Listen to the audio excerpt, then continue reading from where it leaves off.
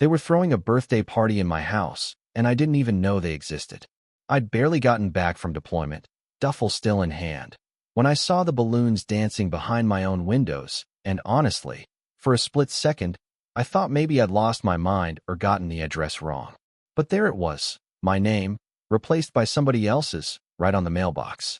And before I could even process what the hell was going on, before I could let myself get angry, I realized the real shock wasn't just the strangers inside. It was the paperwork stacked against me, thicker than any playbook I'd carried downrange. I'm telling you, if you've never come home to see strangers eating breakfast on your porch, drinking coffee at your table, like they belonged there, and you didn't, well, you can't imagine the feeling. Let me back up a sec, just so you know what I mean. I step out of the cab, see some happy family at my table, not squatters or burglars, just regular folks, even a couple of kids splashing in my pool.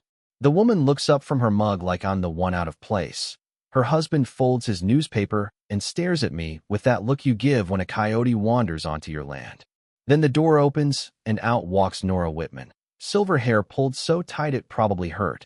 HOA president since before I bought the place. The type who sends 5-page letters if your garbage cans are an inch too close to the curb. But today, she's got this vibe, like she owns everything she can see. "Sergeant Shaw, you're back earlier than expected," she says, voice cool as a hospital hallway. Not "welcome home." Not "thanks for your service." Just, "here's this thick manila folder. Here's this property management agreement with my own signature at the bottom, dated right before I shipped out." I'm staring at this thing thinking, what attorney? What power of attorney? The only thing I'd signed was for my banking, never this. And yet, apparently, I'd authorized the HOA to manage my house as emergency shelter while I was gone. Nora keeps her smile in place as she tells me the family isn't trespassing. They're hurricane victims, placed here through federal disaster relief. My questions start piling up. Every answer is slick, rehearsed, with just enough detail to make me sound crazy if I pushed back. I asked to see the original documents, the real ones, not photocopies. She gives me a business card for some Virginia attorney I've never met, claims everything is legit, that the money's even been covering municipal liens. That's news to me. I hadn't seen a single notice. The kids are calling Nora by name, which means they've been around a while, maybe long enough to know my house better than I do. I'm not allowed inside. Federal privacy for temporary residents. They'd even changed my security codes. Yeah, that happened.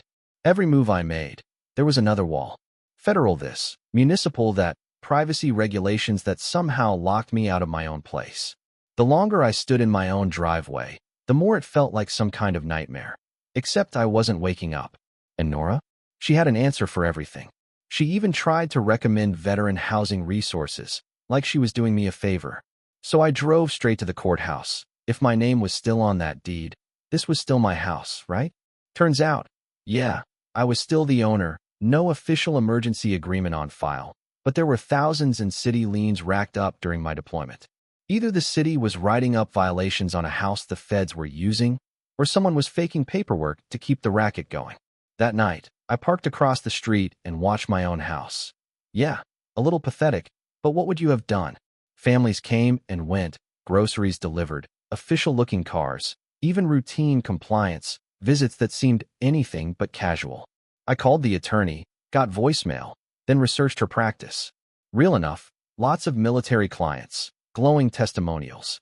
But the deeper I dug, the more it reeked. These firms marketed emergency housing management as a way to protect deployed soldiers' property, but there were monthly fees, federal payments, none of which I'd ever authorized. I finally got a call back. The lawyer's voice was all business, said the authorization happened at Fort Bragg, federal housing, local compliance, everything wrapped up in neat legalese. I pressed about the money. She said fees were processed through federal funds, so I'd never see them leave my account.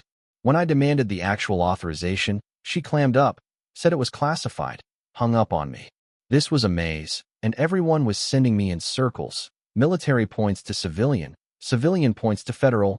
Nobody gives you a straight answer. But if there's one thing military training taught me, it's how to follow a paper trail. So I kept watching, kept documenting.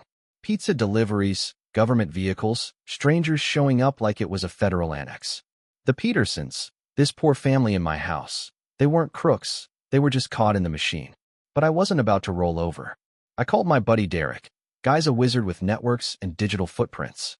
Within hours, he had Lopez on the line, a legal aid pro, plus gunner, Big G, ex-supply sergeant, and Doc Harris, the most careful man I've ever known. They showed up at dawn, and we hashed out a plan at the local diner, which felt more like a war council than a breakfast meeting. Derek found out the property management company was a shell, new registration, new license, all synced with my deployment. Lopez confirmed that the signatures on the paperwork could mean criminal charges. We rolled up to my house as a team, parked like we were taking back a base, not causing trouble, just there, documenting everything. Neighbors came out, the kind of folks who watch but never get involved.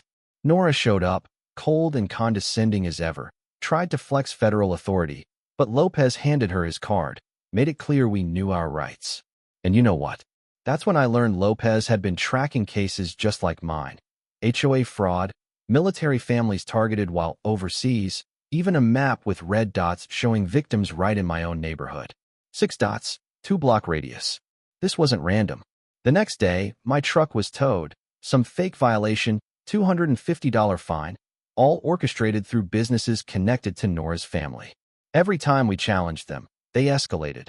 Legal threats, fines, city inspectors, even a registered letter demanding $25,000 for damages. The system was weaponized, regulations changed overnight, neighbors too scared to speak up, code enforcement showing up with complaints clearly filed in advance. Lopez was filling legal pads with evidence. Derek shadowed the city inspector, and Big G kept everyone grounded. But the pushback wasn't just about us. Neighbors started whispering, some shared their own stories. Parking fines, garden citations, even threats over laundry lines. It was a pattern, systematic, designed to break us down.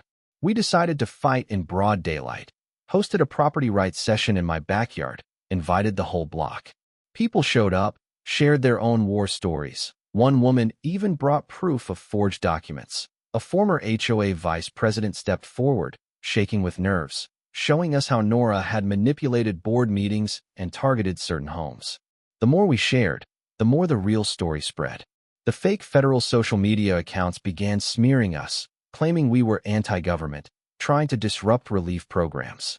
Nora showed up to the next meeting, this time refusing to step foot on my property, calling in complaints to law enforcement and federal agencies, hoping to get us evicted by any means necessary.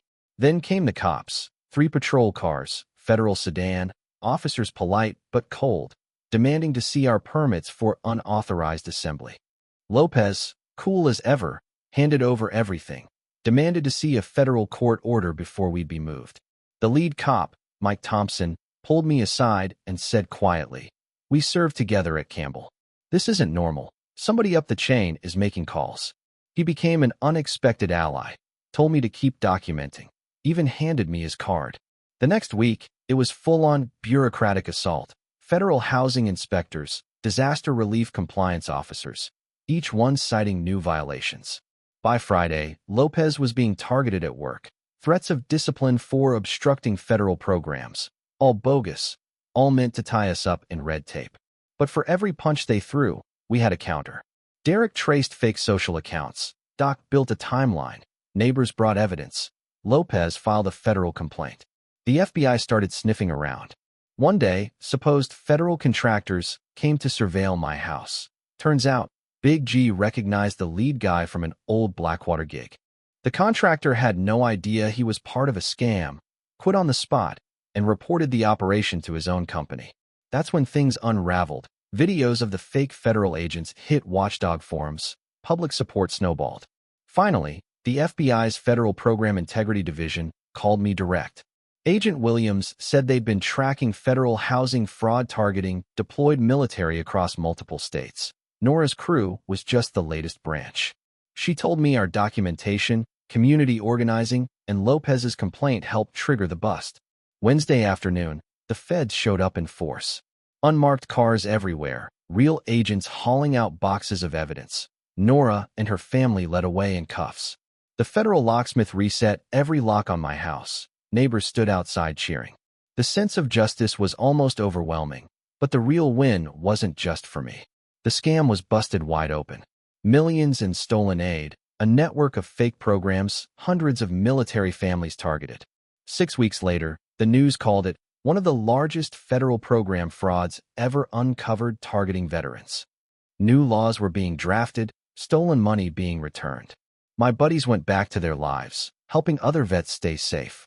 As for me, I finally raised my flag again on the porch, made coffee at my own breakfast table, and sat in the sunrise, knowing my house was truly home, at least for now. But here's the thing. If you're still watching, ask yourself, how would you handle it if someone tried to steal your house with a fake federal badge? Would you back down or stand your ground? Comment below, share your story, and if this hit you the way it hit me, stick around. There's always another fight coming, and the porch light's always on. And if you think justice is just for the movies, maybe you haven't been paying attention. The wildest stories are still out there, waiting to be told.